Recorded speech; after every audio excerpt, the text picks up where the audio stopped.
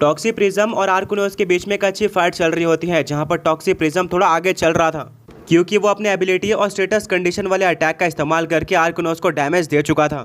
वहीं पर आर्कुनोस भी एस्ट्रल रन अटैक का इस्तेमाल करके टॉक्सी प्रिज्म को डैमेज देते हैं। ऐश को अब स्ट्रैटेजी समझ में आ चुकी थी, बस उसको टॉक्सी प्रिज्म के स्टेटस कंडीशन वाले अटैक से बचना है और काफ़ी ज़्यादा एग्रेसिव होकर उसके ऊपर अटैक भी करना है क्योंकि वो अग्रेशन के लिए नहीं जाना चाहता है। अब कैनरी अपने टॉक्सी प्रिज्म को साइड रेन अटैक इस्तेमाल करने के लिए कहती है। वेल, टॉक्सी प्रिज्म एक छोटा सा पल्स क्रिएट करता है जो कि देखने में ज़्यादा स्ट्रॉन्ग अटैक तो नहीं लग रहा था, बट ये आर्कुनोस की तरफ बढ़ रहा होता है। ऐश कहता है बस यहीं पर आर्कुनोस, हमें यहीं पर एक्ट करना है जिसके चलते हम टॉक्सी प्रिज्म को डिफीट कर पाएंगे। इसको छोटा अटैक मत समझना, अभी एस्ट्रल रन का इस्तेमाल करो और इसको डिस्ट्रॉय कर दो।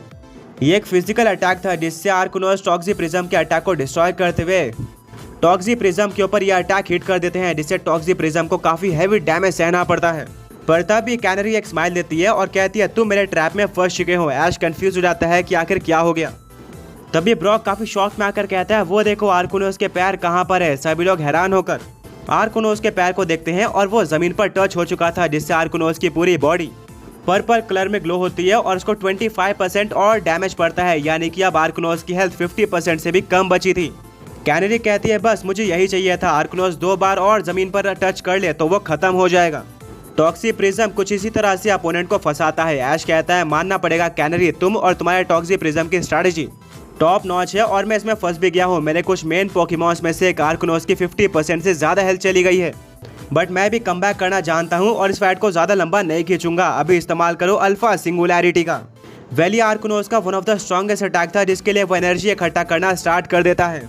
अटैक का नाम सुनकर कैनरी पैनिक कर जाती है, बट टॉक्सी प्रिज्म के पास ऐसा कोई अटैक नहीं था जिससे वो आर्कुनोस के अटैक बनने से पहले उसको एलिमिनेट कर पाए। उसके पास ऐसे अटैक थे जो कि अपोनेंट को धीरे धीरे खत्म करते हैं, बट फिर भी वो इस्तेमाल करता है टॉक्सिक मैट्रिक्स अटैक का, जिससे आर्कुनोस के अराउंड एक टॉक्सिक का बॉक्स बन जाता है एंड अब इससे आर्कुनोस को लगातार पॉइजन का डैमेज पड़ता रहेगा, जो कि एक अच्छी स्ट्रैटेजी थी। पर अब आर्कुनोस ने अल्फा सिंगुलैरिटी अटैक को चार्ज कर लिया था और वो एक ही बार में इसको अनलीश कर देता है। यह अटैक डायरेक्टली टॉक्सी प्रिज्म के ऊपर लग जाता है, जिससे एक मैसिव एक्सप्लोजन होता है। चारों तरफ धुआं फैल जाता है और काफी तेज हवा चलने लगती है, जिसके अंदर कैनरी भी खड़े रहने में स्ट्रगल कर रहे थे। यह अटैक की पावर अलग लेवल पर थी। मिस्टी कहती है वाह आर्कुनोस का यह अटैक तो सुपर स्ट्रॉन्ग है, ऐश ने इसको काफी कम बार इस्तेमाल किया है अभी तक। सैना कहती है हाँ ऐश को यह अटैक का ज्यादा इस्तेमाल करना होगा क्योंकि यह अटैक काफी काम का लग रहा है। धीरे धीरे करके पूरा स्मोक हट जाता है और हमें देखने को मिलता है कि बैटलफील्ड में काफी बड़ा गड्ढा बन चुका है एंड टॉक्सी प्रिज्म कहीं पर भी देखने को नहीं मिल रहा है। रेफरी उस गड्ढे में चेक करता है और देखने को मिलता है कि टॉक्सी प्रिज्म उस गड्ढे के अंदर ही मौजूद है और कोई भी मूवमेंट नहीं कर रहा है, यानी कि अब वो आगे फाइट करने के काबिल नहीं है। इसी के साथ कैनरी के अब 5 पोकेमॉन्स हार चुके थे। उसके पास सिर्फ 6th और लास्ट पोकेमॉन बचा हुआ था। सामने बिना किसी डाउट के आर्कुनोस काफी वीक हो चुका था, बट फिर भी ऐश के 3 ही पोकेमॉन्स अभी तक ऑफिशियली हारे थे। वो फाइट में अभी भी काफी आगे माना जाएगा। ब्रॉक, मिस्टी और सैना सेलिब्रेट करना स्टार्ट कर देते हैं। वो कहते हैं कि अब तो हमें ऐश नेक्स्ट राउंड में भी देखने को मिलने वाला है और जिस तरह से वो परफॉर्म कर रहा है मुझे लगता है वो फाइनल भी खेल सकता है। वेल, ओल्ड मैन काफी सीरियस लग रहे होते हैं और कहते हैं जरूर मुझे भी ऐश के ऊपर पूरा भरोसा है, पर इसका मतलब ये नहीं है कि हम प्रैक्टिकल सोचना बंद कर दें क्योंकि कैनरी के पास उसका लास्ट पोकेमॉन बचा हुआ है। बिना किसी डाउट के ये कैनरी का सबसे स्ट्रॉन्ग पोकेमॉन होगा एंड उसके पास फेनोमेना भी मौजूद है। हाँ ऐश के 3 पोकेमॉन सारे हैं, बट हम ये भी नहीं भूल सकते कि मैदान पर उसके 2 पोकेमॉन्स एक साथ मौजूद हैं। अगर आर्कुनोस हारता है तो उसके 2 पोकेमॉन्स एक साथ हार जाएंगे, जिससे बैटल बराबरी पर आ जाएगी। वेल, सभी को रियलाइज हो जाता है कि बैटल अभी भी खत्म नहीं हुई थी और कैनरी काफी कुछ कर सकती थी, बट फिर भी ऐश के पास एक कैच जरूर था और ऐश अपने दिमाग में सोच रहा होता है कि अब आर्कुनोस को अच्छा खासा डैमेज पड़ चुका है, क्या उसको लास्ट पोकेमॉन की तरह एओन थ्रियोन को इस्तेमाल करना चाहिए या फिर नहीं। वहीं पर दूसरी तरफ कैनरी अपने टॉक्सी प्रिज्म को पोकेबॉल के अंदर वापस लेती है और कहती है मुझे जितना काम चाहिए था तुमने उतना कर दिया है, अब टाइम आ चुका है फाइनल पोकेमॉन को अनलीश करने का और मेरे स्ट्रैटेजी और प्लान के अकॉर्डिंग ये फाइट मुझे ही जीतनी चाहिए। फाइनली कैनरी अपने लास्ट पोकेबॉल को टॉस कर देती है, जिसमें से उसका एस पोकेमॉन बाहर आता है। यह था क्रिस्टलिक्स पोकेमॉन। ये एक ड्रैगन और फायर टाइप का मिथिकल पोकेमॉन है। देखने में ये एक्सट्रीमली स्ट्रॉन्ग लग रहा था और ये ऐश के लिए खतरा भी साबित हो सकता है। ऐश कहता है तो ये पोकेमॉन स्ट्रैटेजी में ज्यादा अच्छा है या फिर अग्रेसिव होकर अटैक करने में। कैनरी कहती है खुद ही फाइट करके पहचान लो।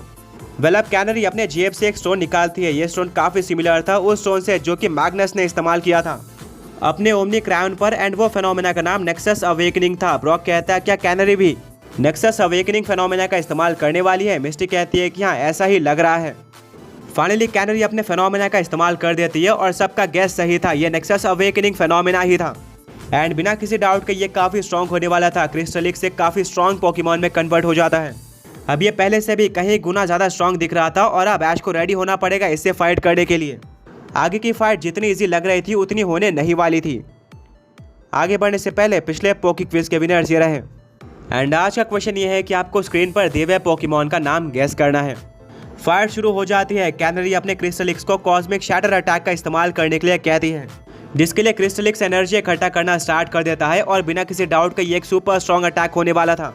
ऐश को काउंटर में इतना ही स्ट्रॉन्ग अटैक इस्तेमाल करना होगा जिसके चलते वो अपने आर्कनोस को अल्फा सिंगुलैरिटी इस्तेमाल करने के लिए कह देता है, जो कि पिछले बार काफी सफल साबित हुआ था। दोनों पोकेमॉन्स अपने अपने अटैक को चार्ज करना स्टार्ट कर देते हैं।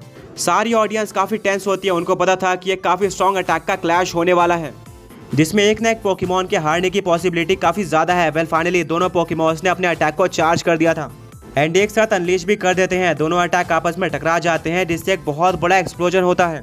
एंड इस बार स्मोक इतना ज्यादा था कि वो स्टेडियम के बाहर निकलना भी स्टार्ट कर देता है और आसपास के जगह में फैल जाता है। ऑडियंस, पोकेमॉन ट्रेनर्स और जो पोकेमॉन ट्रेनर्स फाइट कर रहे थे वो सभी खांसना भी स्टार्ट कर देते हैं। ये फाइट एक अलग ही लेवल पर जा चुकी थी। अब दोनों पोकेमॉन्स को काफी हैवी डैमेज जरूर पड़ा होगा, पर सवाल यह था कि क्या दोनों में से कोई पोकेमॉन हारेगा। वेल कुछ टाइम बाद स्मोक क्लियर हो जाता है। देखने को मिलता है कि क्रिस्टलिक्स को थोड़ा बहुत इंजरी हुआ है, वहीं पर दूसरी तरफ आर्कनोस जमीन पर गिर चुका है। उसके बॉडी पर काफी सारे इंजरीज के निशान है। क्लियर था कि इस अटैक से उसको काफी हैवी डैमेज पड़ चुका है एंड उसकी बॉडी भी लड़खड़ा रही होती है, वो कांप रहा था। ऐश कहता है, आर्कनोस क्या तुम आगे फाइट कर सकते हो? अगर नहीं तो कोई बात नहीं, मेरे पास एक और पोकेमॉन बचा हुआ है, मैं उसको इस्तेमाल कर सकता हूँ, तुम्हें पुश करने की जरूरत नहीं है। आर्कनोस ऐश को पूरी तरह से मना कर देते हैं पोकेबॉल के अंदर वापस जाने के लिए। वही इस फाइट को खत्म करना चाहते थे। वेल आर्कनोस की विल पावर तो काफी स्ट्रॉन्ग थी, बट फिलहाल के लिए उसकी कंडीशन ऐश को ही देखना था। वो कहता है, नहीं आर्कनोस, मुझे तुम्हें पोकेबॉल के अंदर लेना ही होगा। ऐश अपने पोकेबॉल के लेजर को आर्कनोस के ऊपर डालता है, पर आर्कनोस उसको डॉज कर लेता है। यानी कि आर्कनोस अपने आखिरी दम तक फाइट करना चाहता था ऐश के लिए। ऐश कहता है, बट आर्कनोस ये तुम्हारे लिए अच्छा नहीं है, क्योंकि आगे जाकर तुम्हें फाइट करने में दिक्कतें आएंगी। आर्कनोस ऐश की तरफ एक लुक देता है और उसकी आंखों में आग नजर आ रही थी। ऐश हैरान हो जाता है। आर्कनोस कभी भी इतना मोटिवेटेड नहीं दिखा था और तभी आर्कनोस जमीन पर एक काफी जोर का पंच मारता है।